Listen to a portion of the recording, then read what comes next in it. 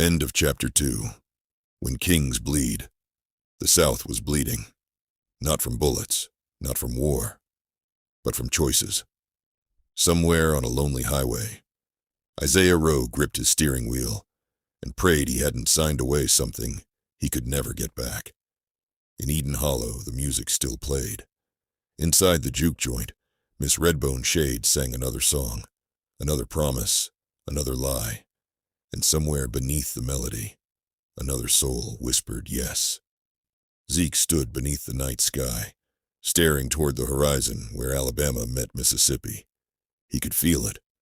The contracts were multiplying, spreading town to town, church to church, street to street, like a sickness nobody wanted to name. Beside him, Ruthie tightened her grip around the iron box. The thing inside had gone silent. That worried her more than the whispers. Malik lit a cigarette with shaking hands. "What happens if we don't stop this?" he asked. Zeke didn't answer right away. When he finally spoke, his voice sounded older than the road beneath them. "If enough people sign." He looked toward the stars. "The throne won't stay empty." There are no strays on my Far land. away, beyond the reach Only of man, runaways. a rusted throne waited in darkness. And the shadows And for the always first bring them time, back. something shifted upon it. A single ember glowed, then another. Then two eyes opened in the ash. Azazel was waking, and the South had no idea what was coming. Next chapter. The Blood Choir. Deep in the Mississippi Delta, voices begin singing from graves that should have stayed sealed. A forgotten church appears where no church should exist. The dead gather for worship. The living are invited. And when the choir begins to sing, every contract ever signed answers back. Because some songs don't praise heaven. Some songs call something else home.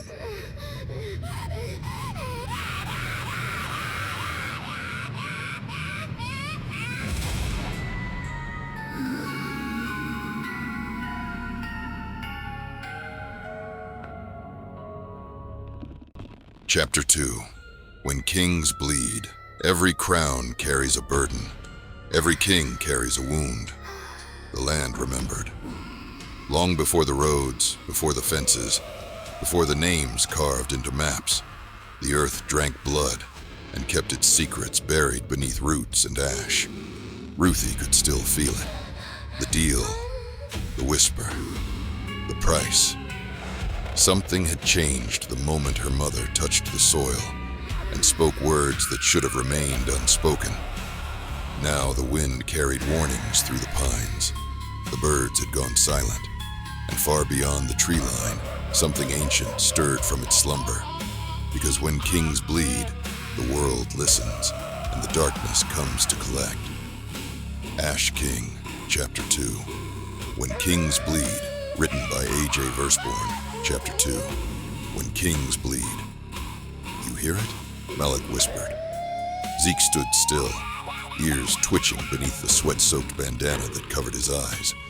Outside the boarded-up church, the wind had died. No bugs, no birds, just silence, thick, unnatural. And then he heard it, low, drawn out, like the slow drag of metal across bone. A sound that slithered through the cracks in the walls and slid into your ears like a whisper meant only for you. It was the sound of a contract being offered, and someone out there was about to say yes.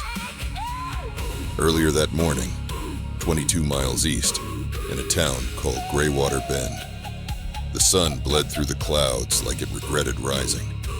Sweat clung to foreheads before the clocks even hit 9 a.m. A man named Isaiah Rowe leaned against a gas pump with $3 in his pocket and a dead wife in the ground. The radio crackled in his truck.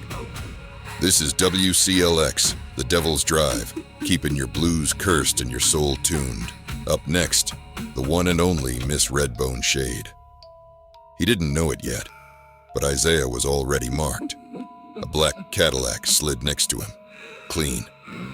Chrome polished so fine, it looked like it drank the sunlight. The man inside wore a white suit.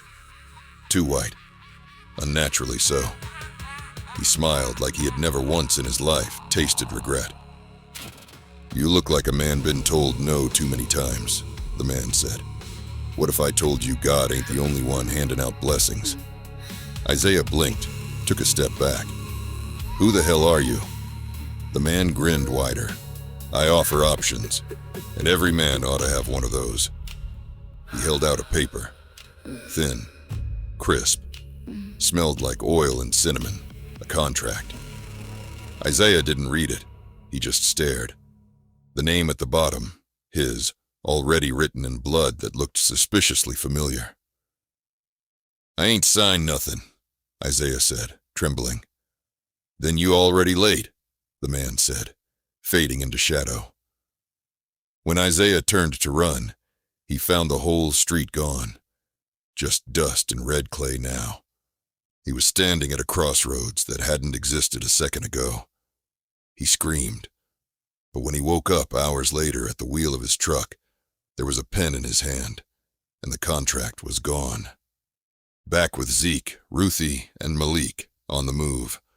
The church couldn't hold them long. The dead had rules, and the Crossroads demons, they had none. Zeke drove now, yes, blindfolded. But somehow, he knew the roads better than the map did.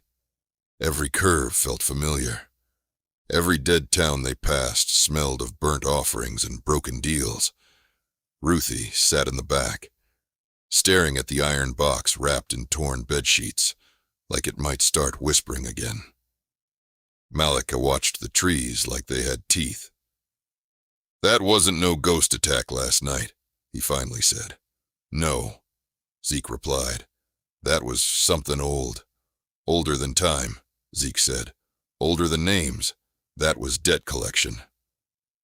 They didn't stop driving until they reached Eden Hollow, a tiny, forgotten town, sitting crooked on the state line between Mississippi and Alabama. The road only gets darker from here. The sign out front was rusted through, but you could still read it. Ashborne Plantation. "Welcome to Eden Hollow, a town God passed over." Whispered through the cotton field. The juke joint. No longer just stories. They parked beside a gutted liquor store are drawing and closer, made their way down a dirt path to a squat building still lit by neon in the darkness. that should have died in the 80s. It's what has been waiting beneath the land. "Miss all Redbone along. Shade, tonight only." Join me for read the Chapter sign. 2 of Ash King. Malik As paused. the journey continues deeper "Ain't that the into woman from the heart of radio?" curse. Zeke tensed. Subscribe. "Keep your head follow, low. and She ain't don't just miss singing. the next She's chapter. harvesting." Because They once stepped the inside. Ash King learns your name, The joint was packed. he never forgets Sweat. it. Smoke. Desire in the air like perfume. On stage, Redbone Shade stood in a tight red dress, barefoot, hair like a crown of fire. Her voice floated through the room, like molasses stirred with ash. "Who wants to be remembered?" she sang. "Who wants the pain to stop?" Who wants a deal tonight? And they came. One by one, men and women walked toward the stage, eyes glazed, arms trembling. Some dropped to their knees. Some wept. Ruthie grabbed Zeke's arm. "She's signing him, without paper." Don't need paper, Zeke muttered. Just the heart saying yes, just the soul leaning in. "How do we stop her?" Malik hissed. You don't, said a voice behind them. They turned. A man stood in the shadows near the back exit. Dark-skinned, thick dreads, eyes glowing faint amber. He wore a preacher's collar, but there was no holiness in him. Deacon Jeremiah, one of the fallen. You don't stop what the South's already chosen, he said. You just try to outlive it. He tipped his hat and vanished in a blink, leaving the air hot and thick with brimstone. Later, outside the juke joint, Zeke knelt beside a man who'd just stumbled out, grinning wide with a bloody palm. What did you ask for? Zeke asked. The man's eyes danced with fire. Ain't gotta work no more. Ain't gotta beg. Got a house, a car, 3 women, and I ain't even gone home yet. You'll be dead in 7 days, Zeke said, voice flat. The man blinked. What? That was the price, Zeke whispered.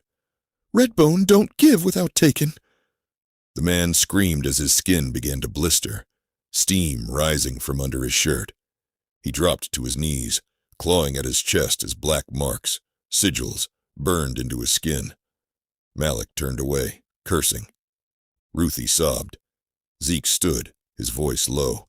"We gotta bury this box before this whole damn South signs itself away." Final scene. Unknown location. A long table sits beneath an open night sky. 10 chairs, 7 filled. Each figure is different. A singer, a pastor, a judge, a record exec, a street racer, a school teacher, a mortician.